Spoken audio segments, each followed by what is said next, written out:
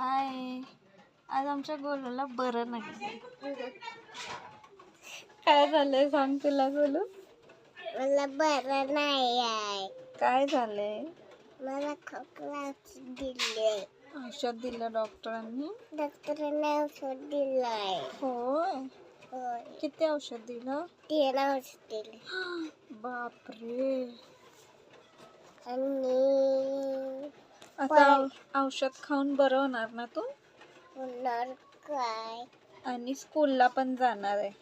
नाही जाणार, जेव्हा खोकला येतोय. अगं बाई.